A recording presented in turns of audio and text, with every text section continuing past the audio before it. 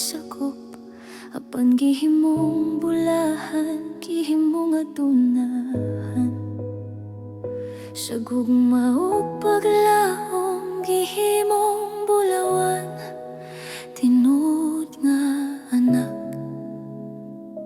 samahan. Lain-laing kagikan namuyo sa kasalanan, apan gibag-o mo amahan, gipatubo sa pagsabot sa kabubuton mo nituman. Nilambo sulod sa kingharian, sa grasya nga walay kinutuban. Karon nasabtan ko ang dalan paingon samahan, dili pinaagi sa akong kusog, kundi pinaagi sa anak. Kinsa man in tawon ko nga imong giamuma, nga imong gihigugma, pinaagi sa anak. Ako gidala duol sa amahan, sa imong presensya dili na ulipon, dili na mahadlok, ako imong gikuptan. Kaya ko imong anak.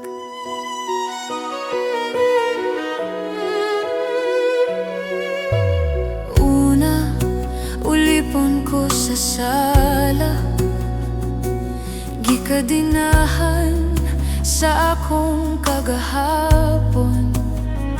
Dayon sulugon, misugod ug alagad, nagpaning kamot sa akong kaugalingon.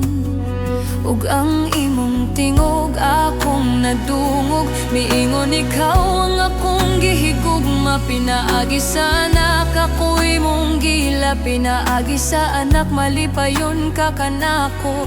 Sa dihang gikapoy ko ug nahugno, ikaw ang mipasan sa akong gibugno. Walay arang mahimo kung wala ka, ikaw ang kinutuban sa tanang grasya. Sa dihang nagduha-duha ang akong kasing-kasing, imong gugma ka na ako maoy nagpaligon. Sa matag adlaw nga ako mitubo sa sulod sa gingharian, imong kamot ang maoy giyan ako. O kung musang ko ang akong mga luha, ikaw ang nagpahinumdum, ang amahay na kong maangkon, tungod sa anak nga nagluwas. Kinsa man in tawon ko nga imong giamuma, nga imong gihigugma, pinaagi sa anak. Ako gidala duol sa amahan, sa imong presensya dili na ulipon, dili na mahadlok, kaya ko imong gikuptan. Kaya ko imong anak.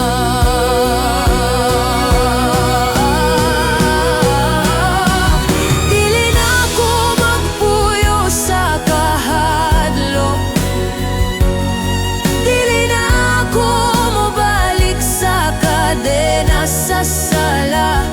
Kayang anak maoy nagbayad, wala git-anaw ang akong sayop, dili matukib ang akong pasalamat sa imong grasya nga walay sukod. Ako mitubo, ako milambo sa espiritu ug pagtuo, gikan sa pagkaulipon ngadto sa pagkasulugon. Ug karon nahimong anak na gyud. Kinsa man in tawon ko nga imong giamuma, nga imong gihigugma, pinaagi sa anak. Ako gidala duol sa amahan, sa imong presensya di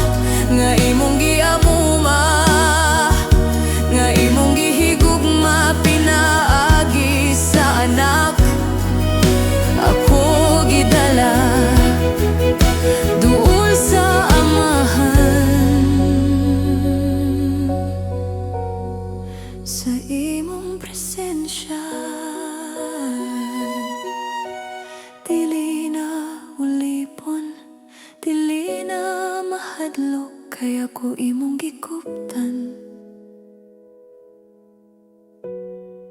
Kaya ko imong anak. Saging harian mo magpabilin hangtod sa kahangturan. Pinaagi sa anak, ako tuol sa